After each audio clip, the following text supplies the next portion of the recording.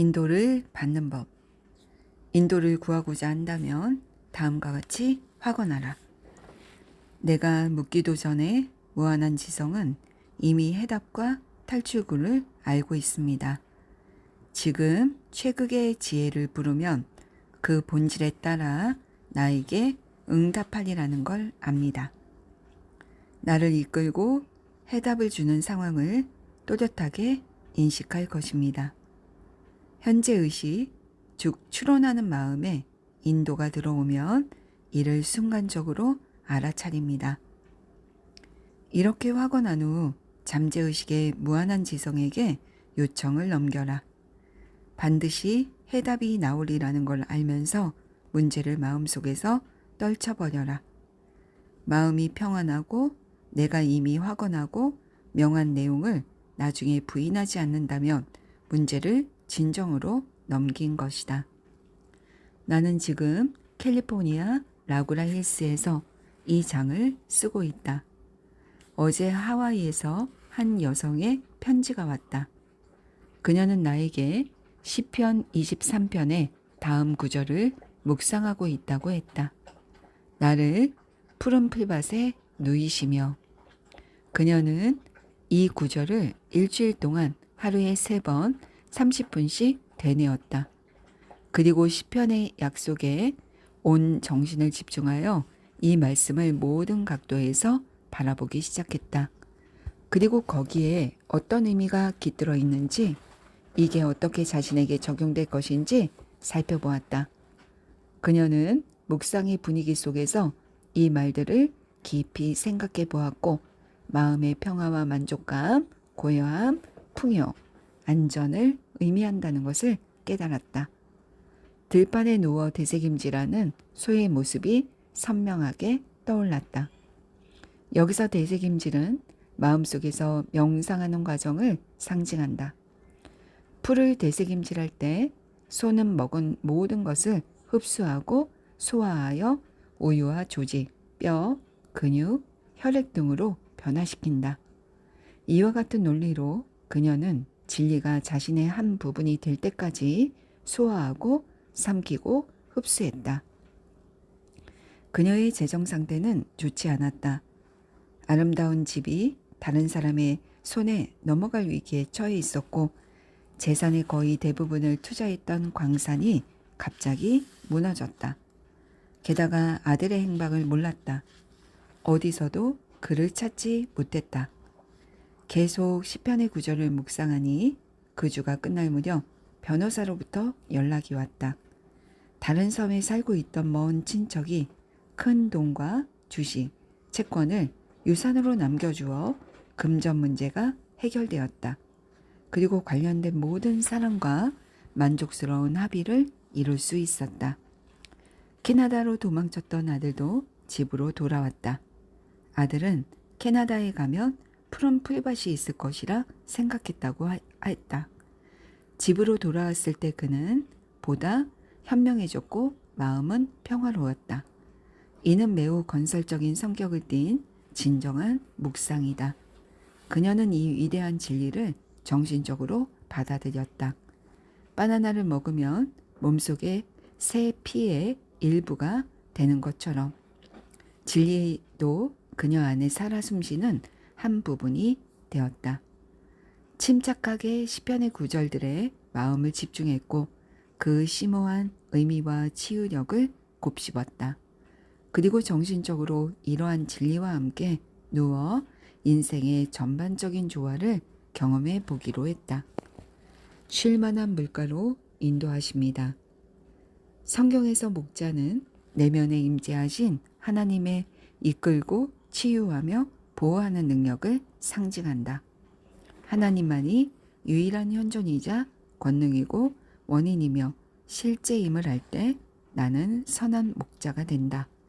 이 확신이 마음속에 자리 잡았을 때 나는 수없이 많은 방법으로 하나님의 지시와 축복을 받을 것이다. 잔잔한 물가는 평화롭고 고요하며 차분하고 평정심이 가득한 마음을 의미한다. 나는 무한자의 힘과 지혜, 사랑을 곰곰이 생각하고 있다. 그렇게 하면 나는 성스러운 편재에 흠뻑 빠져 평화와 기쁨, 온전함, 활력의 강에서 목욕하는 자신을 발견한다. 성령에 속한 생각은 생명과 평화입니다. 로마서 8장 6절. 마음이 평화로울 때 해답이 나온다. 평화는 하나님이 가지신 마음의 힘을 말한다. 내게 다시 새 힘을 주시고 하나님을 나의 목자로 택하면 나는 승리의 노래를 부를 것이다. 에머슨의 말을 빌리자면 내 마음가짐은 사랑스럽게 바라보는 영혼의 독백이라고도 표현할 수 있다. 나는 내 안에 있는 무한한 영을 인식하고 있으며 부르면 영이 응답하리라는 걸 안다. 또한 힘은 하나님이며 하나이며 힘을 나눌 수 없다는 걸 안다. 이렇게 하면 세상의 모든 두려움과 그릇된 믿음을 거부한다. 두려움, 좌절, 그릇된 믿음이 내 안에 쌓이지 않는다. 잠재의식이 모든 부정한 것을 지운다. 왜냐하면 무한한 바다의 생명과 사랑, 진리와 아름다움이 잠재의식에 넘치고 내 존재 전체를 정화하고 치유하며 조화와 온전한 평화의 신성한 패턴으로 변화시키고 있기 때문이다. 세상에는 하나의 치유력만이 존재하며 이를 최극의 치유력이라 인정한다면 또는 생각의 창조력이 깃들어 있다는 것을 인식한다면 주님이자 하나님을 목자로 모시고 영혼을 회복한다. 당신의 이름을 위하여 바른 길로 인도하십니다. 눈을 감고 내면으로 들어가라. 몸과 마음을 차분하고 침착하게 한 후 하나님의 지혜가 나의 지성에 성유를 바르고 발에 등불이 되며 길을 비추어 준다고 하거나라. 신성한 사랑은 내 앞에 먼저 가면서 곧고 행복하고 즐거우며 번영하는 길을 열어준다고 주장하라.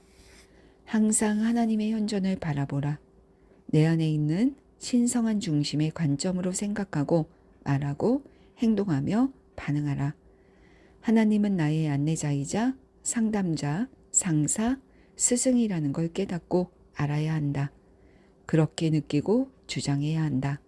그러면 신성하고 올바른 행동이 늘 나를 지배할 것이다. 다음과 같이 대담하게 확언하라. 지금부터 나는 영원한 진리와 생명의 원리의 관점에서 생각합니다. 그렇기에 나는 올바르게 생각합니다.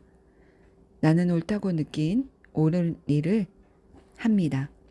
내 행동은 옳고 나는 신성한 법칙과 질서라는 영원한 원칙, 즉 하늘의 첫 번째 법칙에 따라 모든 일을 합니다. 저는 하나님이라는 이름이 하나님의 본질을 의미한다는 걸 압니다. 하나님의 본질이란 영생하는 분이시자 전능한 존재, 무한한 지성, 편지하고 진지하신 분이자 영원한 사랑이라는 사실을 뜻한다는 걸 알고 있습니다. 하나님과 그분의 사랑이 나의 온 존재를 만족시켜 준다는 걸 이제 압니다. 내가 하는 모든 일은 번영할 것입니다. 어딜 가든 평화와 사랑, 선의의 의식을 가지고 모든 사람에게 나눠주며 땅 위를 걸어라. 병원에 입원해 있는 아픈 친구에게 병문안을 간다고 가정해보자. 나는 사랑과 평화, 선의의 분위기를 가지고 친구를 만나러 갈 것이다. 정신적이고 영적인 분위기로 아픈 친구를 축복할 것이다. 나는 친구에게 은총과 사랑을 수혈할 수 있고 믿음과 확신, 무한한 치유와 현존에 대한 믿음으로 그에게 자양분을 공급할 수 있다. 하나님은 생명이시다.